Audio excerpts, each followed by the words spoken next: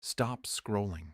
Right now, at this exact moment, you could be one decision away from losing your U.S. citizenship forever, and you might not even know it. Imagine waking up tomorrow to find out that a job you accepted, an oath you took, or a document you signed last year has put your American passport at permanent risk.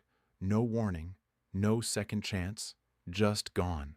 This isn't a conspiracy theory. This is U.S. law in 2026.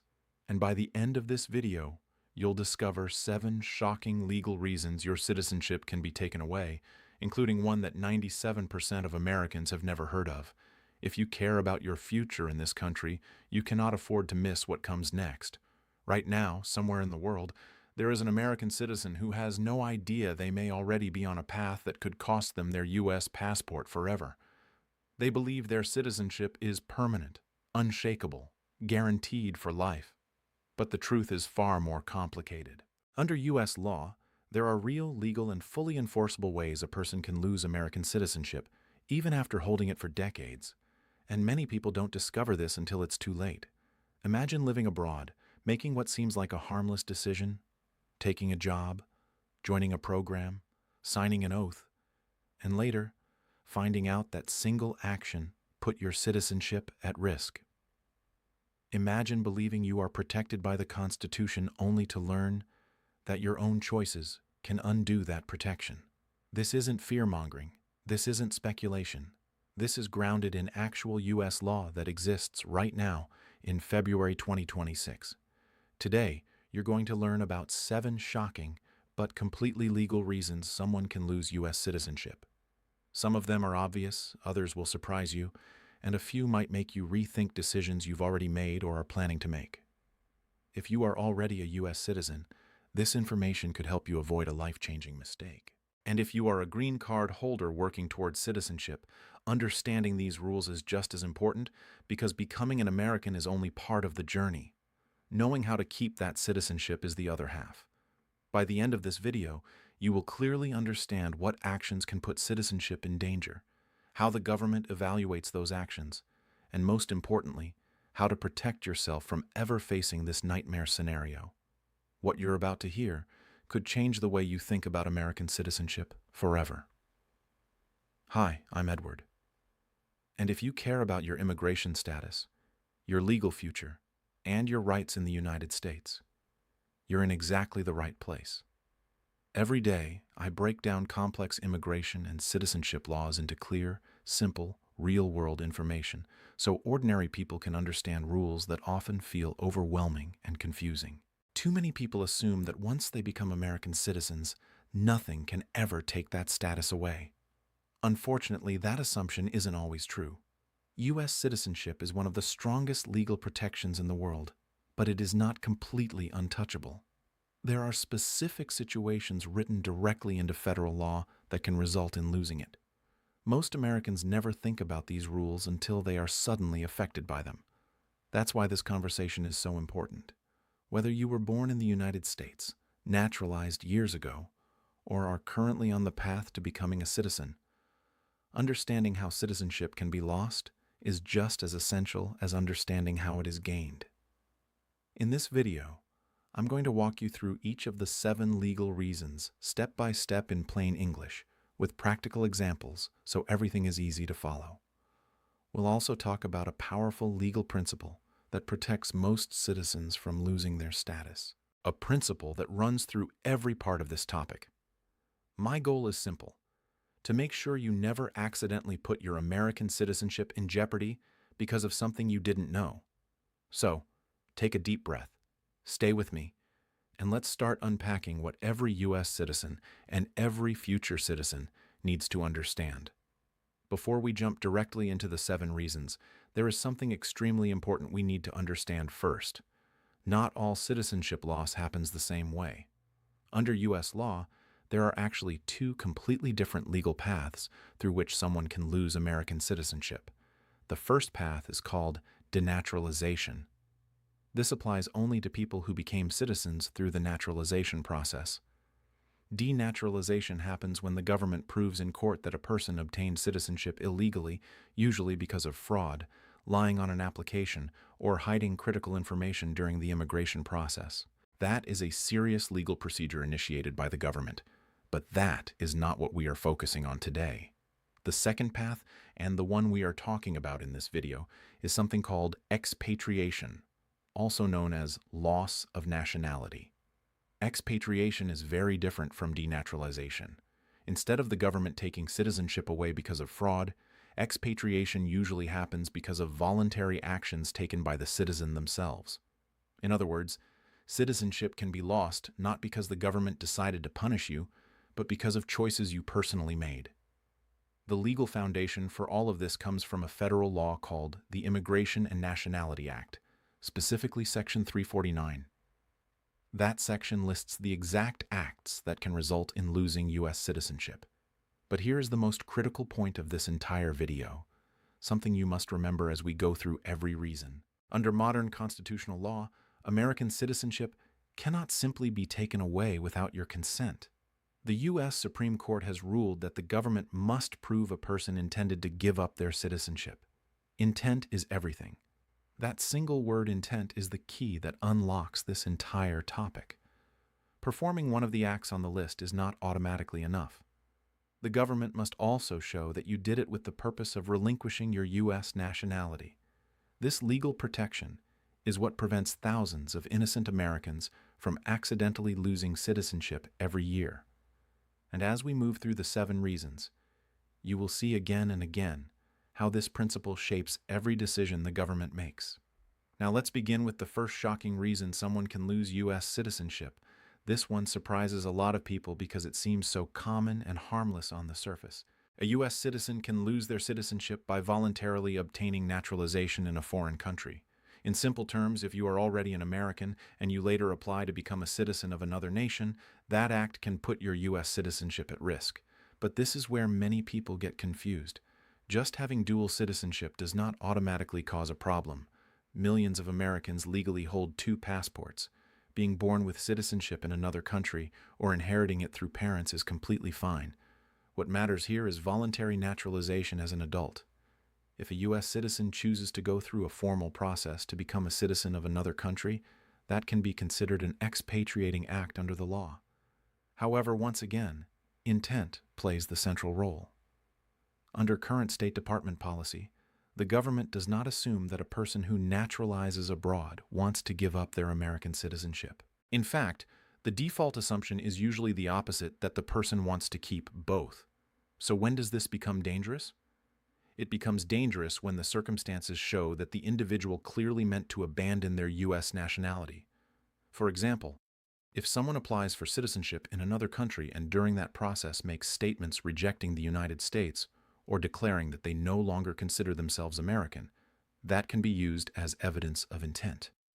If they sign documents explicitly saying they renounce all previous allegiances, including allegiance to the United States, that can create serious legal problems. On the other hand, if someone becomes a Canadian or British or Australian citizen simply for practical reasons like easier travel, better job opportunities, or the ability to own property, and they continue to live as an American, keep their U.S. passport, pay U.S. taxes, and maintain ties to the United States, then there is usually no issue at all.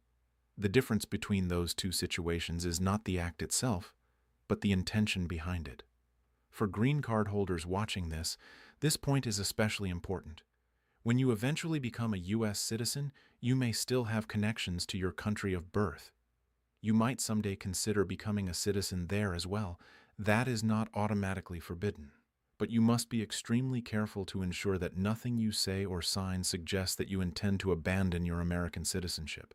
History shows that some people really have lost their citizenship this way, often because they did not fully understand the legal consequences of what they were doing. The lesson here is simple but powerful.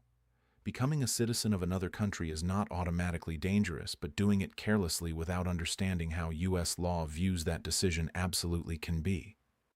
The second reason someone can lose U.S. citizenship is closely connected to the first, but it deserves its own separate discussion because it happens more often than people realize. Taking an oath of allegiance to a foreign country can, under certain circumstances, put American citizenship at risk. On the surface, this might sound extreme, but in reality, Many countries require some form of oath or declaration when granting citizenship, government positions, or even certain professional licenses. The key question is not simply whether an oath was taken, but what that oath actually meant and what the person intended when taking it. Not every foreign oath is treated the same under U.S. law. For example, if a dual citizen takes a routine citizenship oath in another country as part of a standard naturalization ceremony, and that oath is mainly symbolic or administrative, the U.S. government usually does not view that as an attempt to abandon American citizenship. Many people take such oaths simply because they want practical benefits like easier travel, the ability to work without restrictions, or the right to live permanently in another country.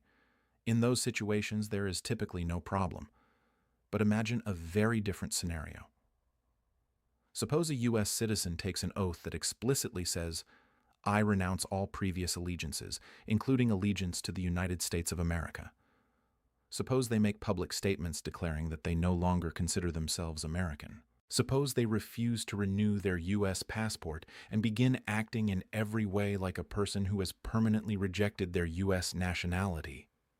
In that case, the government may conclude that the oath was not just a formality, but a deliberate step toward giving up American citizenship. The State Department looks at the totality of circumstances in each individual case. They examine the exact wording of the oath, the context in which it was taken, and the behavior of the person afterward. Did the individual continue to live as an American? Did they keep filing U.S. taxes? Did they maintain ties to the United States? Or did they take additional steps that clearly signaled a desire to break away from their American identity? Two people can take very similar oaths and end up with completely different legal outcomes simply because their intentions were different. This is why it is so important to be careful and fully informed whenever you are asked to swear allegiance to another country. Words spoken in an official ceremony can carry more legal weight than many people realize. The takeaway is clear. Taking a foreign oath does not automatically strip you of U.S. citizenship, but doing so with the intent to reject America absolutely can. Understanding that distinction can save someone from making a devastating and irreversible mistake. Now let's move to the third reason, one that often raises strong emotions and complicated questions. Serving in the armed forces of a foreign country can also lead to loss of U.S. citizenship. This is an area of law filled with nuance, exceptions, and real-world complexity. Many people assume that any military service for another nation would automatically be considered a betrayal of the United States. In reality, the law is far more detailed and specific than that. The United States recognizes that Americans have deep family, cultural, and personal ties to other countries. Because of that, not all foreign military service is treated the same way. The most serious and dangerous scenario is serving in the military of a country that is hostile to the United States, especially if that service involves taking up arms against American forces. In such a case, the government may view the act as fundamentally incompatible with U.S. citizenship. But what about serving in the military of an allied nation? Over the years, many Americans have served in the armed forces of friendly countries without losing their citizenship. For example, dual citizens have joined the militaries of close U.S. allies for family or cultural reasons and have still kept their American nationality. The law looks carefully at several factors. Was the country an enemy of the United States or a close partner? Did the person serve as an ordinary enlisted member, or did they become a commissioned officer? Did they take an oath that rejected their U.S. allegiance? And most importantly, did they intend to give up their American citizenship by joining that foreign military? Even the level and nature of service can matter. Serving briefly in a non-combat role is very different from becoming a high-ranking officer in a foreign military that opposes U.S. interests. Once again, intent is the deciding factor. Without clear evidence that someone meant to abandon their American nationality, the government is unlikely to treat foreign military service alone as enough to take citizenship away. For green card holders, this issue often comes up in a different way. Some immigrants served in foreign militaries before coming to the United States. In most cases, that prior service does not prevent them from later becoming U.S. citizens as long as it is properly disclosed during the immigration process. But for someone who is already a U.S. citizen, choosing to join a foreign military is a decision that should never be made lightly.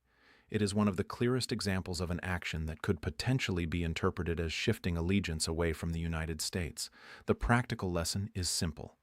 If you are an American citizen and you are considering any form of foreign military service, getting professional legal advice first is absolutely essential. A decision made out of pride, family tradition, or opportunity could have consequences far beyond what you ever imagined. The fourth reason someone can lose U.S. citizenship is one that almost no one thinks about until they are already in the middle of it. Accepting certain types of employment with a foreign government can, under specific circumstances, put American citizenship at risk. At first, this sounds strange. Millions of Americans live and work overseas. Many of them interact with foreign governments in one way or another. So, how could a simple job possibly threaten something as important as citizenship? The answer lies in the nature of the position and the intentions behind accepting it. Under U.S. law, there are two main categories of foreign government employment that can be considered potentially expatriating acts. The first category involves accepting or serving in any office post or employment under the government of a foreign state when the person is also a national of that country or when the position requires an oath of allegiance to that foreign government. The second category involves taking a role that includes high-level policy-making responsibilities for a foreign government. In other words, the law is most concerned about situations where a U.S. citizen appears to be shifting their primary loyalty from the United States to another nation. But this does not mean that every job connected to a foreign government is dangerous. Far from it. A U.S. citizen working as a language teacher at a public university overseas, serving as a technical consultant, or even working as an administrative employee at a foreign embassy is usually not at any real risk. Those kinds of routine, non-political positions rarely raise any red flags. The situations that attract serious scrutiny are very different. Imagine a U.S. citizen who becomes a cabinet minister in another country, or a senior diplomat, or a high-ranking official responsible for shaping the policies of a foreign government. In those cases, the U.S. government may question whether that person has effectively transferred their allegiance. Even then, intent remains the crucial factor. The mere fact of holding such a job is not automatically enough to cancel citizenship. The government would still need to show that the individual accepted the position with the purpose of giving up their American nationality. Did they continue to present themselves as American? Did they maintain ties to the United States? Or did they make statements and take actions indicating that they now considered themselves solely loyal to another nation? These are the questions that determine the outcome. For most ordinary people, this rule will never become an issue. But for dual citizens, international professionals, and people deeply involved in global politics, it is something that must be taken seriously. Accepting a prestigious foreign government position may feel like a career achievement, but without proper legal guidance, it can carry hidden consequences. The message here is not to avoid working abroad or engaging with other governments. The message is to understand how U.S. law views those choices and to make them with full awareness. A dream job offer should never accidentally turn into a citizenship nightmare. The fifth reason for losing U.S. citizenship is the most direct and the most deliberate. It happens when a person formally renounces their American citizenship before a U.S. diplomatic or consular officer abroad. Unlike the other reasons we have discussed, this one is not about interpretation, context, or guessing someone's intent. This is a clear, intentional, and voluntary decision to stop being an American citizen. The process is very formal and very serious. To renounce citizenship, a person must appear in person at a U.S. embassy or consulate outside the United States. They must sign official documents, take an oath of renunciation, and make an explicit statement that they no longer wish to be a U.S. citizen. The government requires that this decision be made freely, without pressure, and with full understanding of the consequences.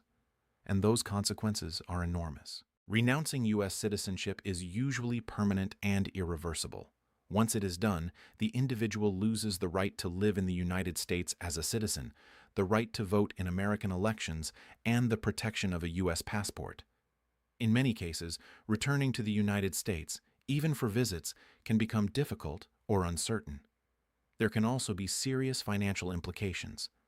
U.S. tax law imposes potential exit taxes on certain individuals who give up their citizenship, and former citizens may still have ongoing reporting obligations. But that choice is not something to be taken lightly or made in a moment of frustration or confusion. Once citizenship is given up through formal renunciation, getting it back is extraordinarily difficult and in most cases impossible. The lesson is clear. Renouncing U.S. citizenship is always an option under the law, but it is an option with lifelong consequences. Anyone even considering such a step must think carefully, seek professional advice, and fully understand what they are about to lose. Citizenship, once surrendered this way, is rarely regained. The sixth reason someone can lose U.S. citizenship is one that very few people have ever heard about because it is rarely used in modern times. Under U.S. law, a person can renounce their citizenship while physically inside the United States during a time of war. Even though the rule still exists on the books today, it is almost never invoked. The process is heavily controlled, and the government has broad discretion over whether to even allow such a renunciation to take place. A person cannot simply walk into a government office and announce they are no longer American. Formal applications must be filed. Investigations are conducted, and the authorities must be satisfied that the renunciation is truly voluntary and not the result of pressure, fear, or coercion. In practical terms, this pathway to losing citizenship is more of a legal safety valve than a common occurrence. Most Americans will go their entire lives without ever encountering a situation where this rule becomes relevant. But its existence highlights something important about U.S. citizenship law. The system is designed to cover every possible scenario, even the rarest and most extreme ones. American citizenship is built on the idea of allegiance, loyalty, and shared commitment to the Constitution. When someone actively works to destroy the United States, wages war against it, or gives aid and comfort to its enemies, the law views that behavior as completely incompatible with remaining a citizen. In these extreme situations, intent is essentially built into the act itself. Unlike other expatriating acts where the government must separately prove that a person meant to give up their citizenship, acts like treason automatically demonstrate a rejection of American allegiance. The U.S. Constitution defines treason very narrowly. It includes levying war against the United States or providing aid and comfort to its enemies. Throughout American history, actual convictions for treason have been incredibly rare because the legal standard is extremely high. For the overwhelming majority of Americans and green card holders, this seventh reason will never come anywhere near their lives. It exists to address the most extraordinary and dangerous situations imaginable, but it serves as a powerful reminder of what citizenship ultimately represents. Being an American citizen is not only about rights and privileges, it is also about a basic duty of loyalty to the nation and its constitutional system. When someone deliberately turns against that system in the most violent and destructive ways, the law recognizes that they have effectively chosen to sever their bond with the United States. As we step back and look at all 7 reasons together, one powerful theme connects every single one of them. That theme is intent. More than any specific action, more than any oath or job or ceremony, what truly determines whether someone loses U.S. citizenship is what was in their mind when they acted. Like this video so more people can find it. Share it with friends, family members, and fellow immigrants who might need this knowledge.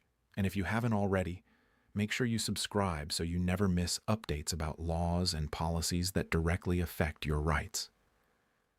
Thank you for spending this time with me today and for caring enough to learn about a topic that affects your future. Your effort to understand the law is exactly what responsible citizenship looks like. Keep asking questions, keep staying informed, and keep building the life you want in the United States. I'm Edward, and I'm here to help you protect what you've earned. Until next time, take care of yourself, and thank you for being. Subscribe USA Move Guide for more updates.